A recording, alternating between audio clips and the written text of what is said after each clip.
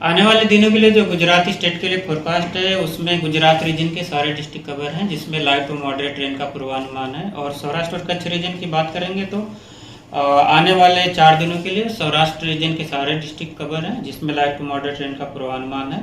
और day 5, day 6 और day 7 में Saurashtra region dry weather prevail कर। તો રાજ્યમાં વરસ્યો સામાન્યથી વધુ વરસાદ। રાજ્યમાં 46% વધુ વરસાદ ખાબક્યો। 1 જૂનથી અત્યાર સુધીમાં 973 મિલીમીટર વરસાદ પડ્યો। ગુજરાત પ્રાંતમાં 46% વરસાદ વધુ થયો છે, જ્યારે સૌરાષ્ટ્ર કચ્છમાં 73% વરસાદ વધુ નોંધાયો છે। मतलब 1 जून से लेकर आज तक जो रेनफॉल रिकॉर्ड हुआ है Gujarat as a whole state वो है 973 मिलीमीटर और नॉर्मल के हिसाब से 667 मिलीमीटर होना चाहिए। तो अभी तक 1 जून से लेकर आज तक प्लस 46% नॉर्मल के हिसाब से ज़्यादा रेन हुआ है। સરદાર સરોવર ડેમની સપાટીમાં વધારો થયો છે। 24 કલાકમાં 25 સેન્ટીમીટરનો વધારો થયો છે। ડેમની સપાટી 137.25 મીટરે પહોંચી। નર્મદા ડેમની મહત્તમ સપાટી 138.68 મીટર છે। ડેમના 5 દરવાજા 1.65 મીટર સુધી ખોલવામાં આવ્યા છે।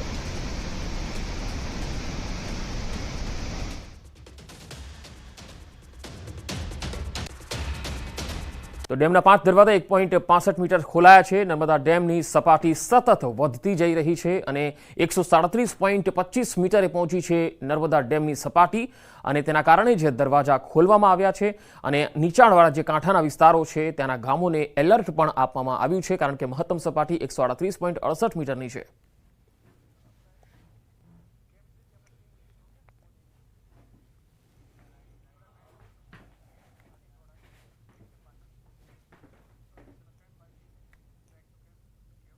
અને હવે વાત પ્રધાનમંત્રી નરેન્દ્ર મોદીની।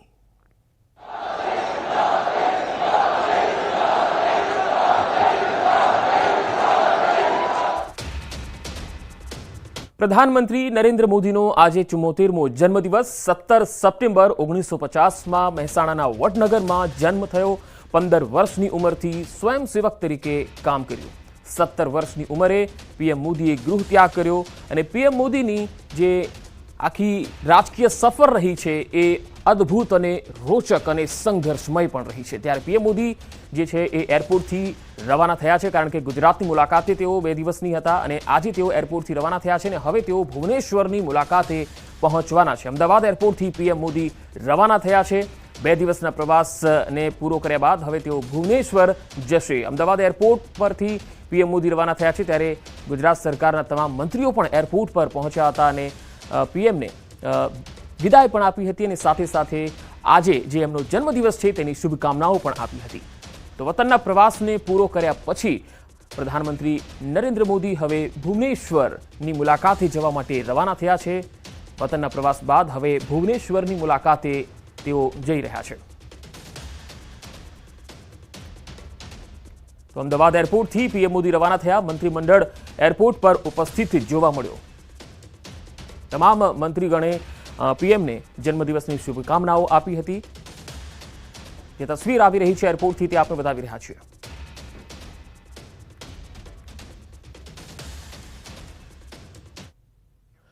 પીએમ મોદીના જન્મદિવસની સીએમએ શુભકામના પાઠવી। મુખ્યમંત્રી ભૂપેન્દ્ર પટેલે શુભકામના પાઠવી। ગાંધીનગરમાં રાજભવન ખાતે મળીને જન્મદિવસની શુભકામના પાઠવી હતી।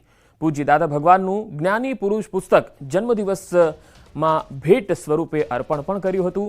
સીએમ ભૂપેન્દ્ર પટેલે સોશિયલ મીડિયા સાઇટ એક્સ પર લખ્યું છે, વિશ્વના સર્વાધિક લોકપ્રિય રાજનેતા, વિકસિત ભારતના સ્વપ્નદ્રષ્ટા, ભારતના યશસ્વી પ્રધાનમંત્રીને જન્મદિવસની હાર્દિક શુભકામના પાઠવું છું। અને તેમણે તસવીર પણ શેર કરી છે અને જે પુસ્તક ભેટમાં આપ્યું છે પુસ્તક પણ એ તસવીરમાં જોવા મળે છે।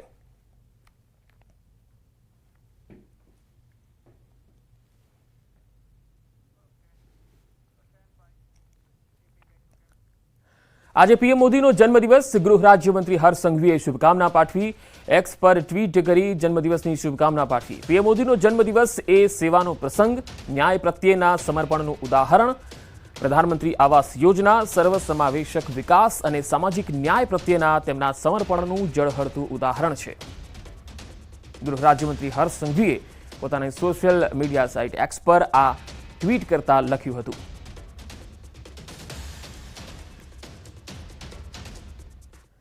પીએમ નરેન્દ્ર મોદીના જન્મદિવસ નિમિત્તે ગુજરાત ભાજપ સેવા પખવાડિયા તરીકે ઉજવણી કરશે. 17 સપ્ટેમ્બરથી 2 ઓક્ટોબર સુધી સેવાકીય કાર્યક્રમોનું આયોજન છે, જેમાં જિલ્લા મહાનગરોમાં અલગ અલગ કાર્યક્રમો યોજાશે. જિલ્લામાં અને મનપામાં રક્તદાન શિબિર, શાળા હોસ્પિટલોમાં સ્વચ્છતા અભિયાન હાથ ધરાશે. તો 60 વર્ષથી વધુ ઉંમરની મહિલાઓ માટે નિઃશુલ્ક હેલ્થ સ્ક્રીનિંગ કાર્યક્રમ પણ થશે. 25 સપ્ટેમ્બરના પંડિત દીનદયાળ અને 2 ઓક્ટોબરના મહાત્મા ગાંધી જન્મજયંતિ નિમિત્તે પણ સેવાકીય કાર્યક્રમો યોજાશે. તો પીએમ મોદીનો જન્મદિવસ છે ત્યારે પ્રદેશ ભાજપ પણ ઉજવણી કરી રહ્યું છે. સેવા પખવાડિયા તરીકે ઉજવણી કરશે, એટલે કે 17 તારીખથી 2 તારીખ સુધી, એટલે આ 15 દિવસ છે, એમાં અલગ અલગ પ્રકારની સેવા અને જનભાગીદારીથી કરવામાં આવશે, જેમાં સ્વચ્છતા અભિયાનનો અને સાથે સાથે સ્ક્રીનિંગ ટેસ્ટ, એટલે કે જે સિનિયર સિટીઝનો છે તેમની શારીરિક તપાસ કરવામાં આવશે, અને સાથે સાથે જે સેવા સેતુનો કાર્યક્રમ છે એ તો છે જ.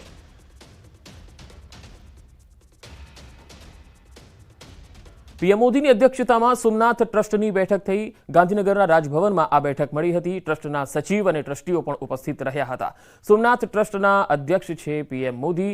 નવા ટ્રસ્ટીની નિમણૂક, વાર્ષિક હિસાબો, યાત્રી સુવિધા મુદ્દે પણ નિર્ણયો લેવામાં આવ્યા. સંસ્કૃત પાઠશાળા ડેશબોર્ડ સહિતના માસ્ટર પ્લાન મુદ્દે ચર્ચાઓ થઈ. નરેન્દ્ર મોદી ત્રીજી વાર પ્રધાનમંત્રી બન્યા બાદ પહેલીવાર સોમનાથ ટ્રસ્ટી મંડળની બેઠક થઈ હતી, ત્યારે સૌ ટ્રસ્ટીઓએ પુષ્પગુચ્છ અર્પણ કરી અભિનંદન આપ્યા હતા.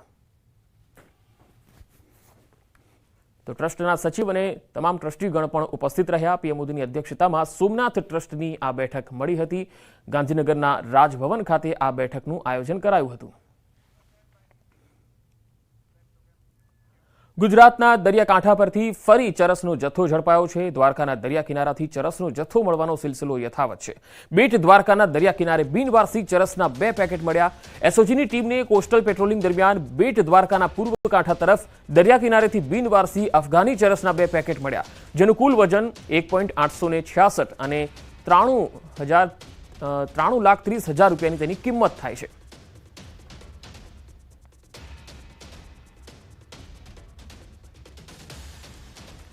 રાજકોટ પોલીસમાં થયેલી એક ફરિયાદે ન ફક્ત રાજકોટ પરંતુ શિક્ષણ જગતમાં પણ હોબાળો મચાવી દીધો. સ્થિતિ એવી બની કે એક ફરિયાદમાં થયેલા ઉલ્લેખથી શિક્ષણ જગત બદનામ થયું. પ્રિવેન્શન ઓફ ક્રાઇમ બ્રાન્ચે ભાંગરો વાટ્યો અને શિક્ષણ જગત બદનામ થયું. રૈયાધાર વિસ્તારમાં દેશી દારૂની ભઠ્ઠી ઝડપાઈ. ફરિયાદમાં લખાયું, સૌરાષ્ટ્ર યુનિવર્સિટીના કેમ્પસમાંથી દેશી દારૂની ભઠ્ઠી મળી. એફઆઈઆરમાં કોલમ નંબર 5માં પોલીસે બનાવનું સ્થળ સૌરાષ્ટ્ર યુનિવર્સિટી કેમ્પસ અંદર લખ્યું, જ્યારે કે કોલમ નંબર 12માં આપેલી વિગતમાં સ્થળ રૈયાધાર વિસ્તાર જણાવ્યું. પીસીબીની એક ભૂલના કારણે સૌરાષ્ટ્ર યુનિવર્સિટીની આબરૂના લીરે લીરા ઉડ્યા. રાજકોટમાં એક સ્થળે દેશી દારૂની ભઠ્ઠી મળી અને ફરિયાદમાં સૌરાષ્ટ્ર યુનિવર્સિટી કેમ્પસની અંદરથી દારૂની ભઠ્ઠી મળી હોવાનો ઉલ્લેખ થતા સમગ્ર શિક્ષણ જગતમાં વહેલી સવારે જ હોબાળો મચી ગયો. શિક્ષણના ધામ એવા સૌરાષ્ટ્ર યુનિવર્સિટીના કેમ્પસમાંથી જ દેશી દારૂની ભઠ્ઠી મળી હોવાની ફરિયાદને પગલે ભારે હોબાળો મચી ગયો. જો કે આ ફરિયાદની કોપી સાથે ન્યૂઝ 18 ગુજરાતીએ જ્યારે અહેવાલ પ્રસારિત કર્યો તે બાદ કુલપતિએ ડોક્ટર કમલ ડોડિયાએ યુનિવર્સિટી કેમ્પસમાંથી દેશી દારૂની ભઠ્ઠીની વાતને રદિયો આપ્યો. એટલું જ નહીં, પીસીબીના ઇન્ચાર્જ પીઆઈ મેહુલ ગોંડલિયાએ પણ ન્યૂઝ 18 સાથેની વાતચીતમાં સ્વીકાર્યું કે દારૂની ભઠ્ઠી યુનિવર્સિટી કેમ્પસમાંથી નહોતી પકડાઈ.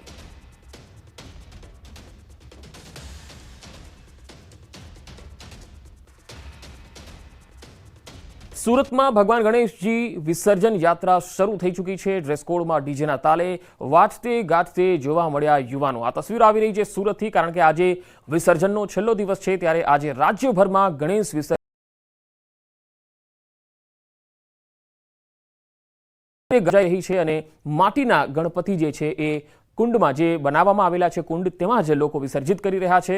તો જે જગ્યાઓ પર નદીના પટમાં જે લોકો જઈ રહ્યા છે ત્યાં પોલીસનો પણ પહેરો ગોઠવવામાં આવેલો છે.